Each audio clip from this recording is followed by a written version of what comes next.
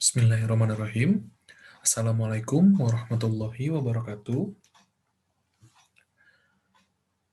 Nah, hari ini kita akan membahas masih sama, yaitu adalah tentang pembahasan soal UTBK dari mata pelajaran sosiologi. Tapi kita ini masuk ke part 2, di mana part pertama waktu itu kita sudah membahas sosiologinya ataupun soal UTBK-nya dari nomor 1 sampai dengan nomor 10. Nah, untuk di video part yang kedua ini, kita akan mulai dari nomor 11 sampai dengan 20. Namun, sebelum kegiatan ini dimulai, kita mengucapkan basmalah terlebih dahulu bersama-sama agar kegiatan pembahasan soal UTBK ini bisa mendapatkan kemudahan dan juga kelancaran. Bismillahirrahmanirrahim. Nah, untuk anak-anak, silahkan bisa dipersiapkan alat tulis dan juga buku tulisnya. Dicatat hal-hal yang penting dalam pembahasan soal UTBK dalam mata pelajaran sosiologi ini. Nah, untuk mempersingkat waktu, mari kita mulai pembahasan soal UTBK sosiologi di part yang kedua. Oke, mari kita lihat. Kita mulai dari soal nomor 11 ya. Karena kemarin kan di part yang pertama kita sudah membahas dari nomor 1 sampai dengan nomor 10. Mungkin untuk teknisnya sama, di mana nanti akan saya bacakan soalnya terlebih dahulu. Untuk langkah yang pertama, lalu nanti kepilihan gandanya, lalu nanti poin yang ketiga ataupun langkah yang ketiga yaitu adalah kunci jawaban. Dan untuk memastikan jawaban tersebut benar atau tidak, nanti kita lihat di langkah yang keempat, itu adalah tentang pembahasan dari jawaban soal UTBK tersebut. Oke, mari kita mulai.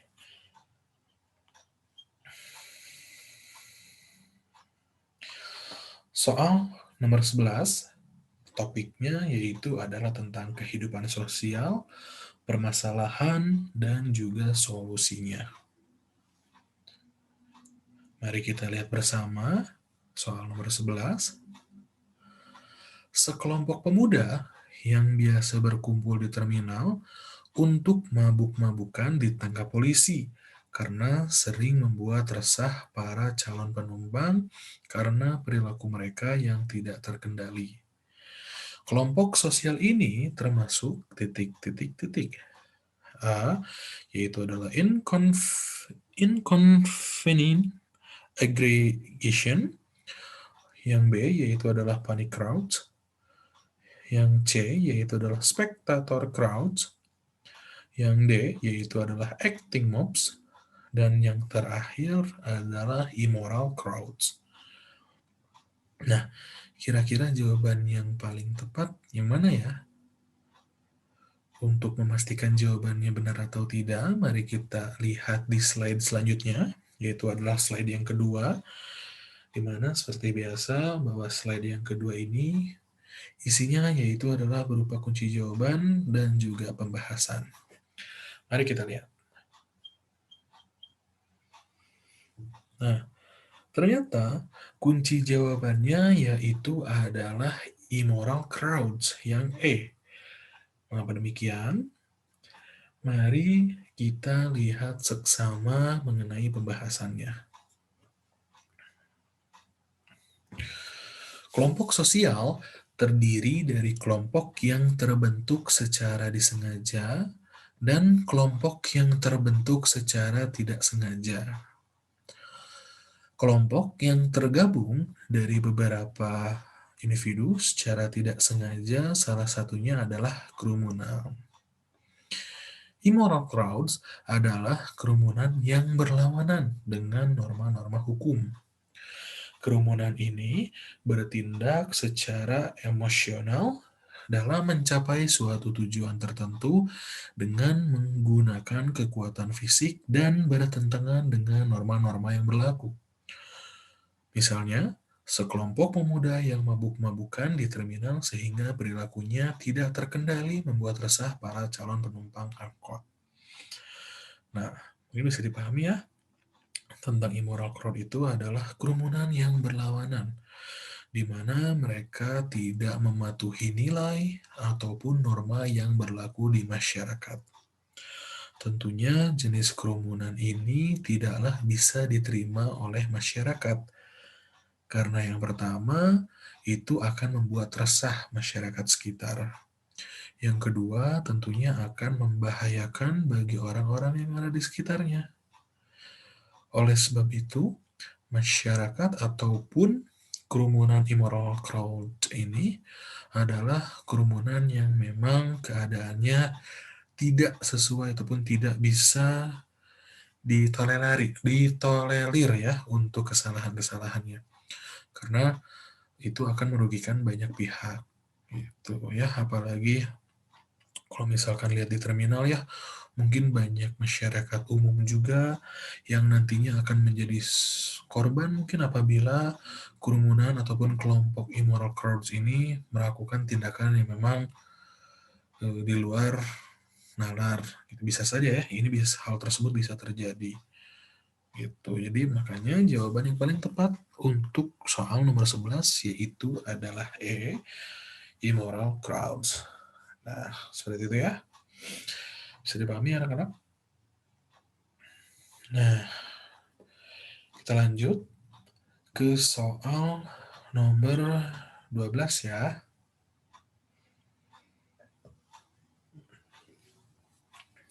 Nah, soal nomor 12 topiknya masih sama tentang kehidupan sosial, permasalahan, dan juga solusinya.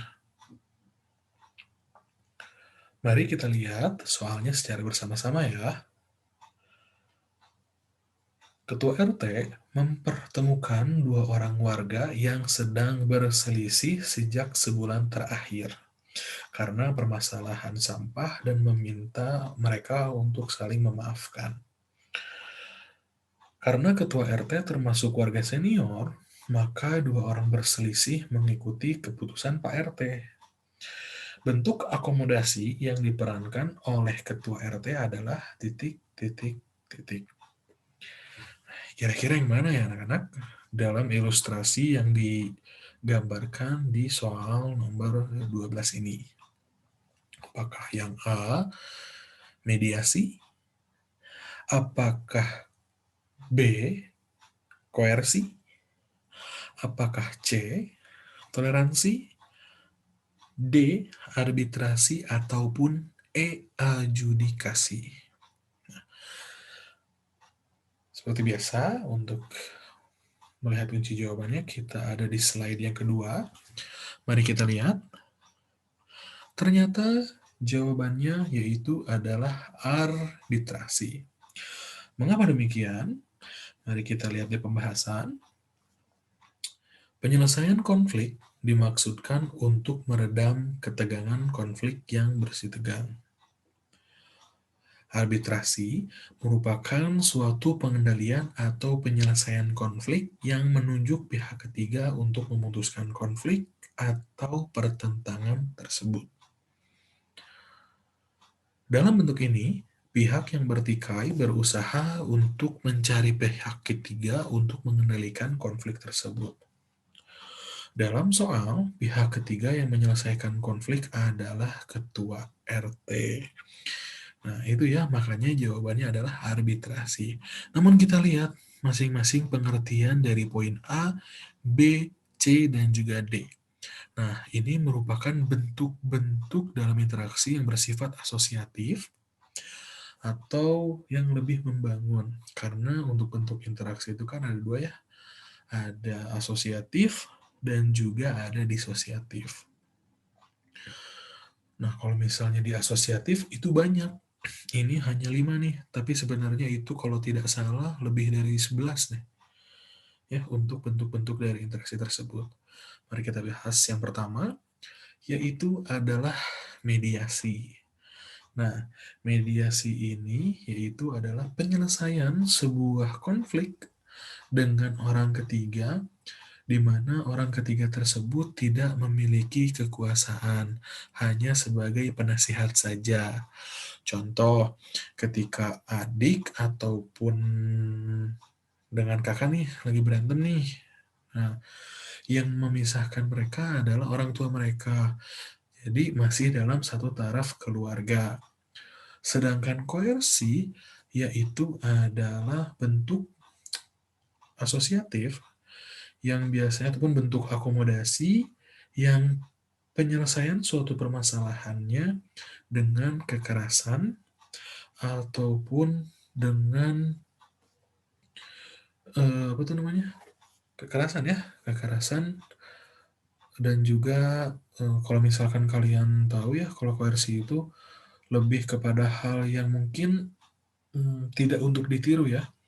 Karena contohnya ketika menyelesaikan suatu permasalahan dengan kekerasan, pasti ada korban yang akan dirugikan dan itu akan membekas.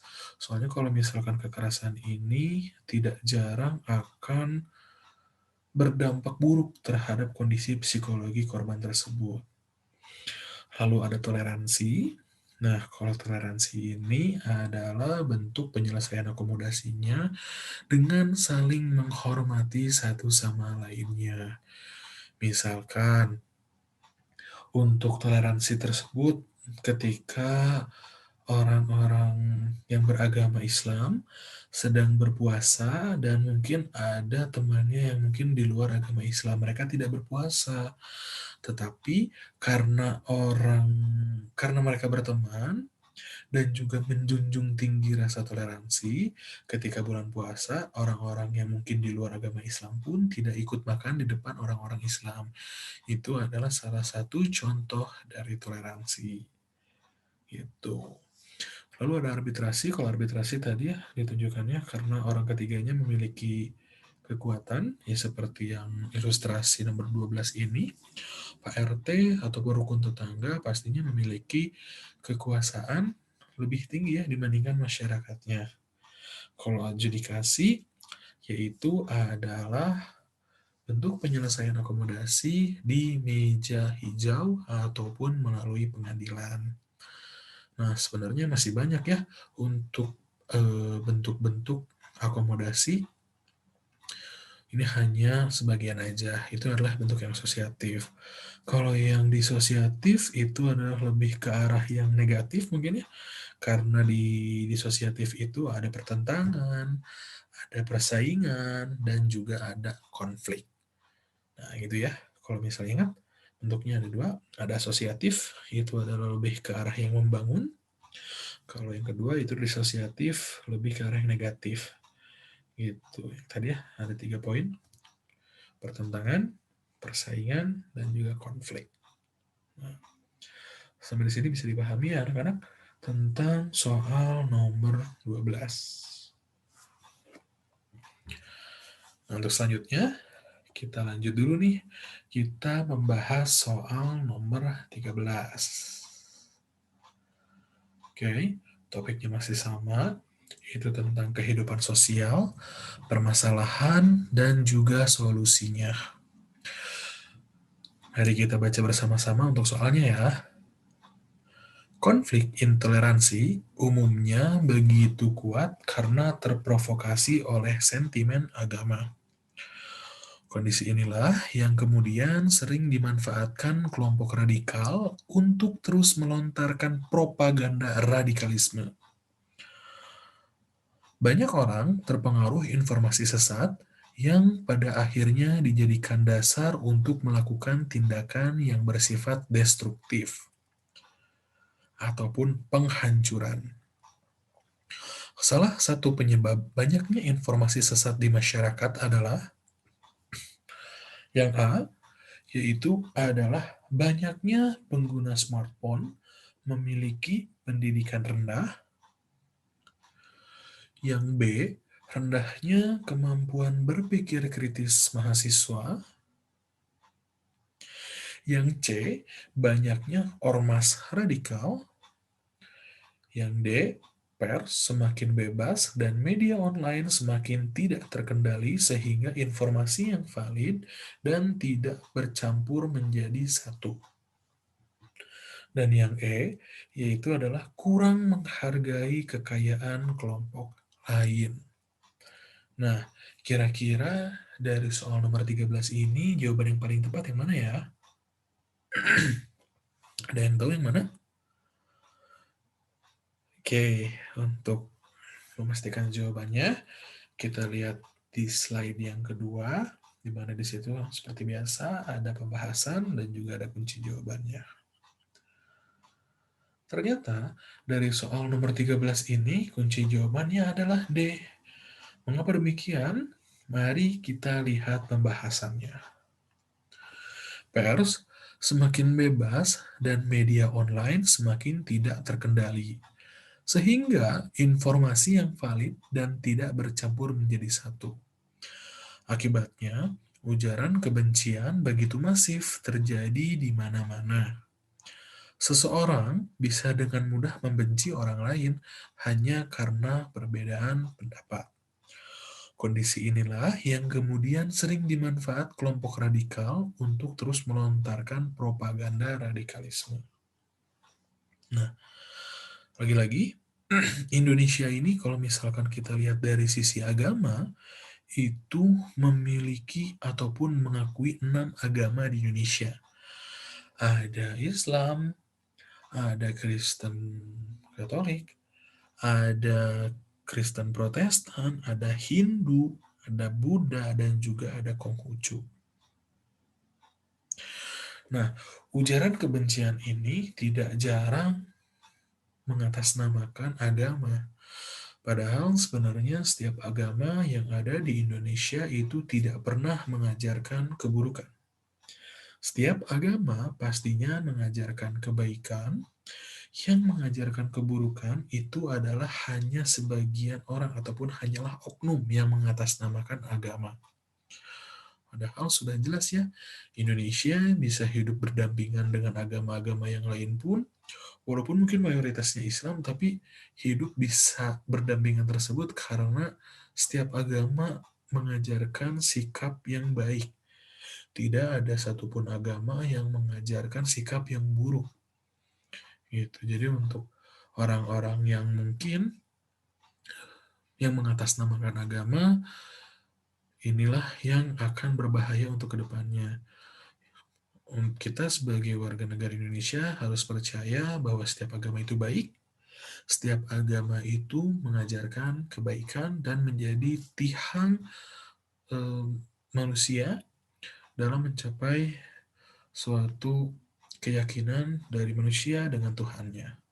Seperti itu. Jadi, ingat ya, kalau misalkan dalam konteks agama, sekarang sudah tidak ada lagi ya. Maksudnya, tidak ada hal-hal yang mungkin bisa mempengaruhi bisa, hanya saja ketika orang-orang sudah bisa saling toleransi satu sama lainnya, hal tersebut pasti akan jauh lebih indah.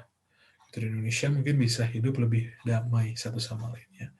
Itu hanya saja mungkin sekarang ada gerakan-gerakan yang radikal, yang nantinya akan terus-menerus melontarkan propaganda yang radikalisme. Tentu ini bukanlah kegiatan yang mungkin bisa dicontoh ataupun bisa ditiru ya oleh masyarakat. Jauhkanlah hal-hal tersebut dalam kehidupan bermasyarakat. Seperti itu. Ini makanya untuk soal nomor 13 tersebut, jawaban yang paling tepat adalah yang D, yaitu adalah pers semakin bebas dan media online semakin tidak terkendali, sehingga informasi yang valid dan tidak bercampur menjadi satu. Tuh. Nah, bisa dipahami anak-anak untuk soal nomor 13. Kita lanjut ke soal nomor 14. Topiknya masih sama, yaitu adalah tentang kehidupan sosial, permasalahan, dan juga solusinya. Mari kita baca bersama-sama untuk soal nomor 14. Konflik yang terjadi antara Palestina dan Israel membuat seluruh masyarakat Palestina bersatu untuk melawan Israel. Faktor pendorong integrasi sosial pada ilustrasi tersebut adalah A. Adanya toleransi terhadap kebudayaan berbeda. B. Terjadinya amalgamasi. C. Memiliki unsur kebudayaan yang sama sekali berbeda. D. Sikap masyarakat yang mengagungkan budaya sendiri. Dan yang E. Adanya musuh bersama dari luar. Nah, kira-kira jawaban yang paling tepat yang mana nih? Oke, kita lihat seperti biasa di slide yang kedua. Ternyata jawaban yang paling tepat adalah yang E, yaitu adalah adanya musuh bersama dari luar. Mengapa demikian? Apakah jawaban tersebut betul atau tidak? Mari kita lihat pembahasannya secara sesama. Integrasi adalah proses penyesuaian unsur-unsur yang berbeda dalam masyarakat sehingga menjadi satu kesatuan. Salah satu faktor pendorong integrasi sosial yaitu adanya musuh bersama dari luar.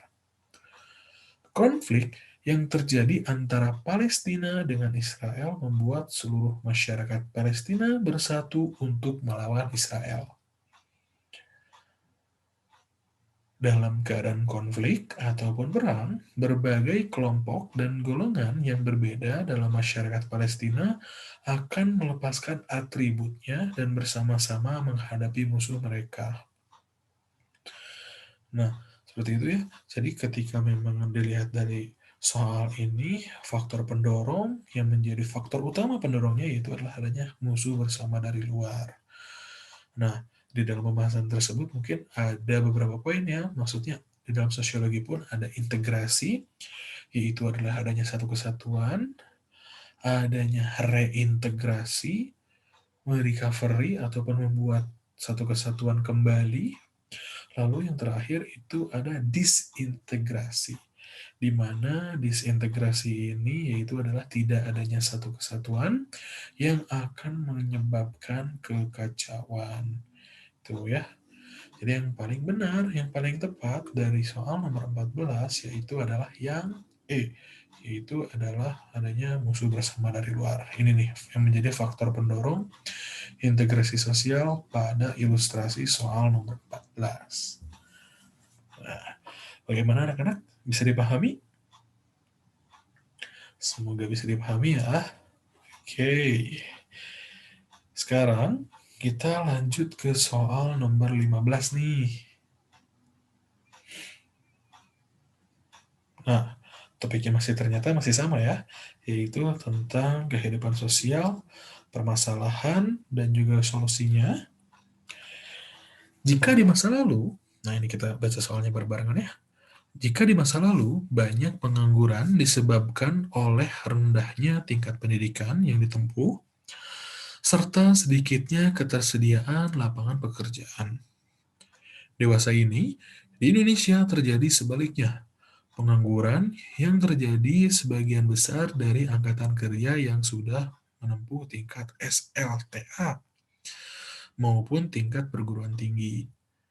Pengangguran ini sering disebut dengan pengangguran terdidik. Jumlah terbesar pengangguran terdidik di Indonesia ada di kota-kota besar. Salah satu cara agar berkurangnya pengangguran terdidik adalah yang A. Menumbuhkan jiwa kewirausahaan melalui pelatihan soft skill ataupun seminar nasional. Yang B. Membuka lowongan CPNS di setiap provinsi. Yang C. Mohon maaf, tadi yang B, yang sekarang yang C. Menekan pertumbuhan penduduk yang cepat dengan program KB. Yang D. Pemerintah membuka job fair rutin di kota-kota besar menjaring tenaga kerja. Dan yang E yaitu adalah terbatasnya daya serap di sektor formal dan banyaknya sarjana. Nah, kira-kira cara yang bisa ditempuh dalam soal nomor 15, jawaban yang paling tepat adalah yang mana nih? Yang A, yang B, yang C, atau D, ataupun yang E. Nah, untuk mengetahui hal tersebut, mari kita lihat di slide selanjutnya. Nah, ternyata jawabannya adalah yang A. Apakah betul jawabannya yang A? Mari kita bahas bersama-sama.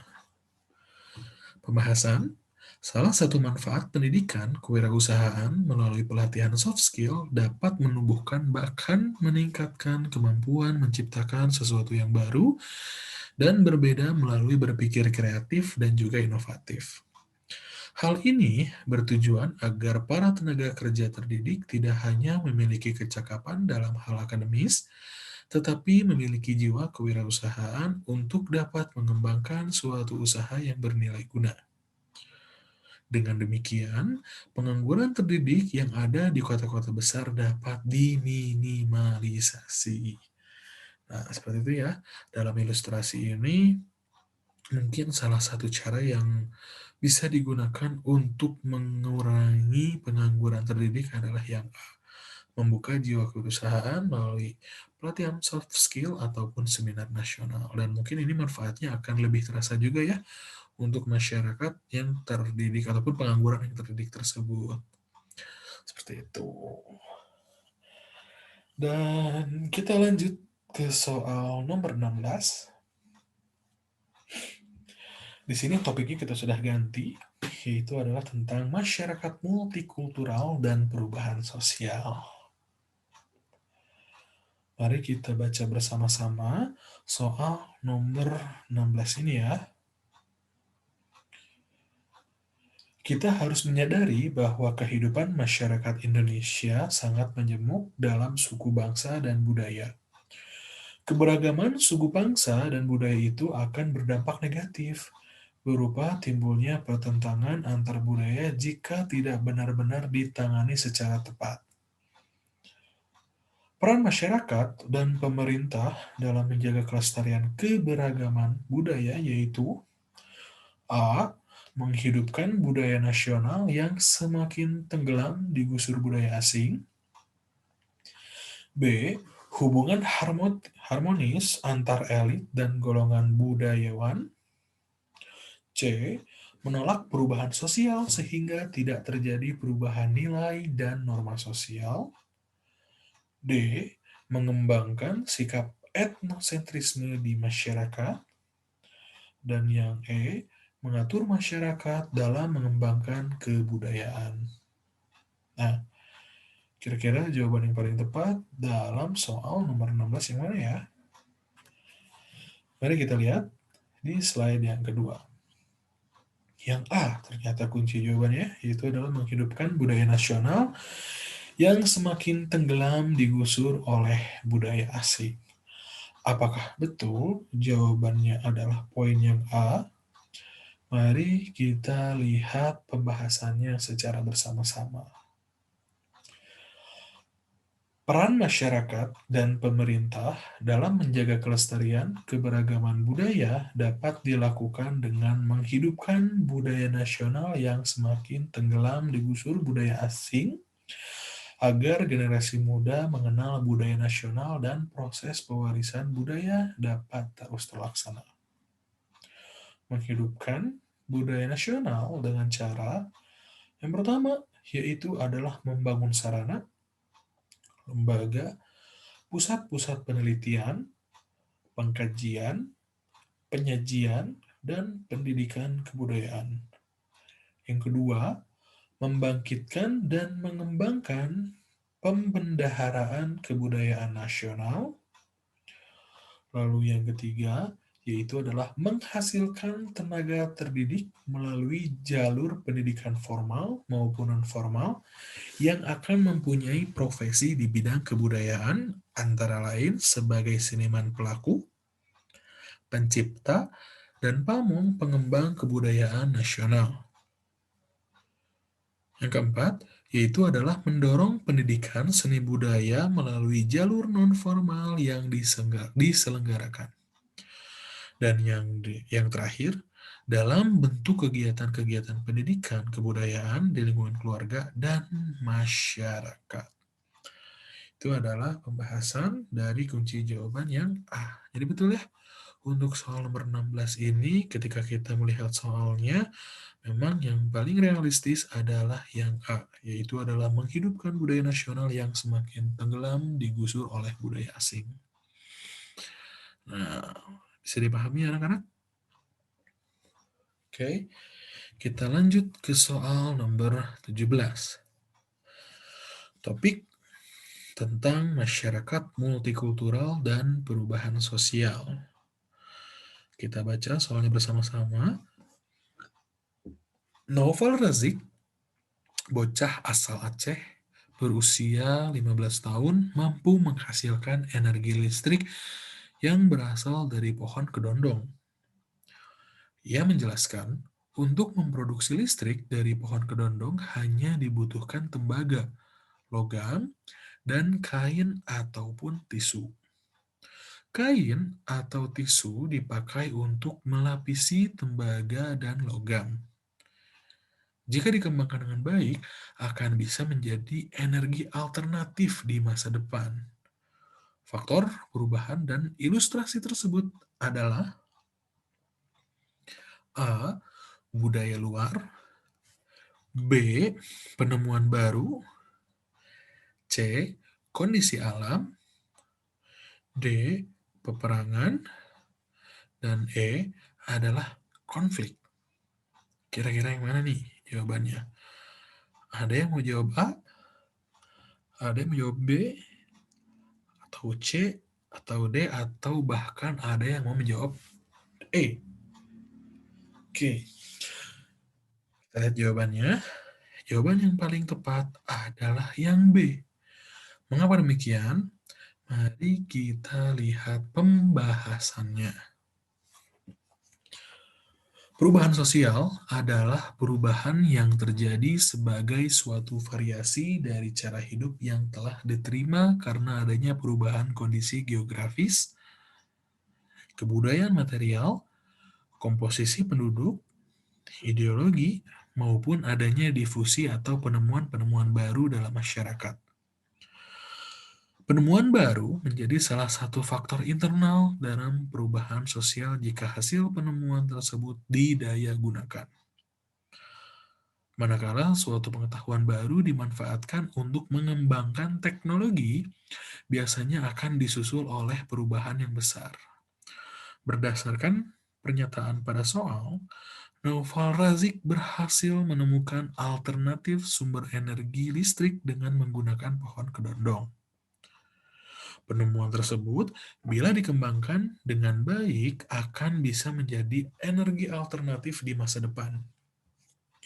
Hal ini menunjukkan bahwa penemuan baru dapat menyebabkan terjadinya perubahan sosial pada bidang tertentu. Nah, kalau kita lihat lagi ya, nah di sini ya, jadi adanya penemuan baru nih, listrik dari pohon kedondong. Mungkin siapa yang tahu ya bahwa pohon kedondong tersebut bisa mengalirkan aliran listrik. Nah, seperti itu. Bisa dipahami ya? Untuk soal nomor 17, cukup paham ya anak-anak? Oke, kita sekarang lanjut ke soal nomor 18. Di sini topiknya tentang masyarakat multikultural dan juga perubahan sosial. Nah, kita baca bareng-bareng soalnya. Perkembangan ilmu pengetahuan dan teknologi dapat mempermudah berbagai kehidupan manusia. Di bawah ini, contoh perkembangan iptek yang dimanfaatkan dalam bidang pendidikan adalah A. Penggunaan aplikasi yang membantu proses belajar melalui smartphone. B. Peningkatan hasil produksi padi dengan bantuan traktor. C. Peningkatan pendapatan nasional karena kegiatan ekspor barang meningkat. D. Terbukanya lapangan pekerjaan baru. E. Memudarnya budaya lokal karena tergantikan oleh budaya luar. Nah, kira-kira jawaban yang mana nih anak-anak yang paling tepat?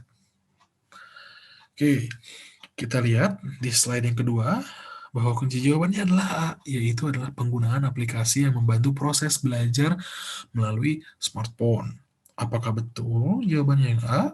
Mari kita lihat pembahasannya.